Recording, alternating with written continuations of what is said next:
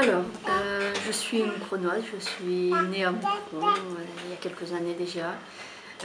J'ai grandi dans une famille nombreuse, on est 7 frères et sœurs.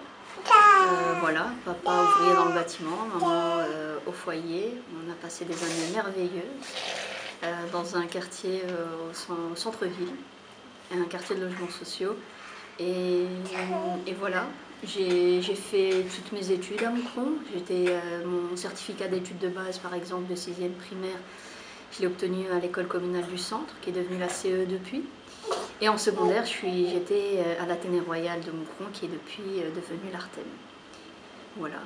La suite de mes études, j'ai fait un gradué en assistante de direction multilingue il y a aussi quelques années. Et puis je me suis rendu compte que ce n'était pas fait pour moi et j'ai entamé un régendat en sciences humaines. Donc je suis prof d'histoire géo et sciences sociales. Et parallèlement à mes études, j'ai poursuivi un master en sciences politiques à Reims.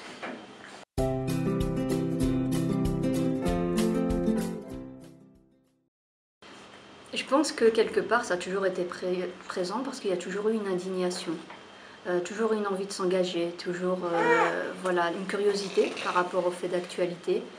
Et du coup, en fait, j'y suis allée, vraiment, j'ai frappé à la porte du Parti Socialiste. Parce que je trouvais que c'était là que, voilà, que les idées, les valeurs me parlaient le plus. C'est là que je trouvais que les choses étaient le plus fort, plus proche de mes idées.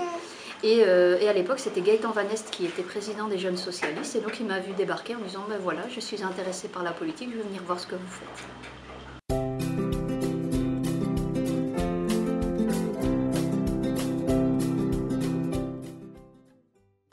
Ok, donc j'ai été élue il y a maintenant 6 ans, j'ai été réélue aux dernières élections. Avant ça, j'ai toujours agi en tant que bénévole dans les structures du parti. J'ai été présidente des Jeunes Socialistes de Moucron aussi. Je fais partie d'un comité aussi qui organise des festivités pour les enfants, pour les personnes âgées. Voilà ce que ça implique notamment en termes d'investissement, parce que c'est beaucoup d'investissement pour organiser ces rencontres, ces moments qui sont plus que des rencontres en fait. Parce que ça permet de développer du lien et c'est ce qui manque. Quotidiennement, à quoi ça peut ressembler, c'est un engagement bénévole, c'est un engagement volontaire. Donc en fait, il y en a un petit peu tous les jours. J'ai envie de dire ça comme ça. Et, ça peut demander beaucoup de temps, d'autant plus que voilà, j'ai une vie de famille qui est assez riche avec 2 petites filles qui ont 3 ans et 1 an. Et donc ça demande voilà, beaucoup d'organisation, mais l'envie est là, donc c'est faisable.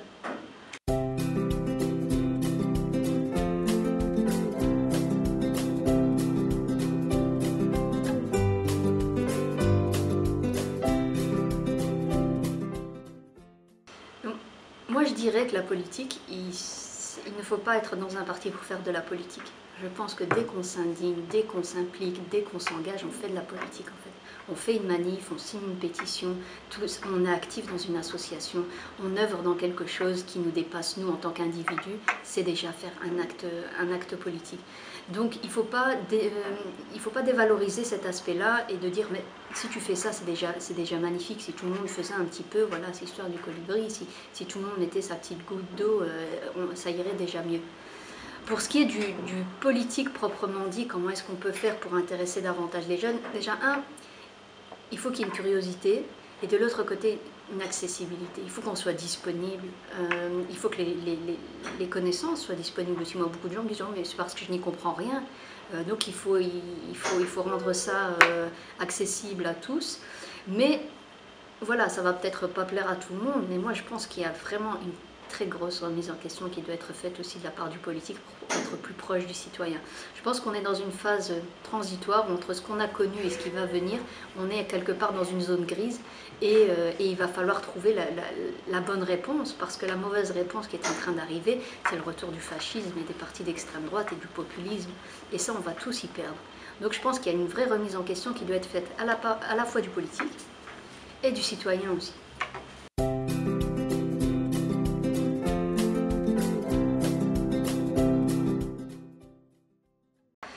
C'est difficile de faire un choix, parce qu'il y a beaucoup cette idée de résister qui revient. Donc il y a une de Stéphane Hessel qui dit créer c'est résister, résister c'est créer. Ça me plaît beaucoup. Il y a une idée de mouvement et une idée de ne pas se laisser aller dans le marasme ambiant. Voilà, il y a une question de... Voilà, il y a de la remise en question. Ça me plaît beaucoup. Mais il y en a une, je trouve, qui est vraiment d'actualité aussi, c'est apprenons à vivre ensemble comme des frères ou nous périrons tous ensemble comme des idiots. Et ça, c'est valable pour un tas de domaines.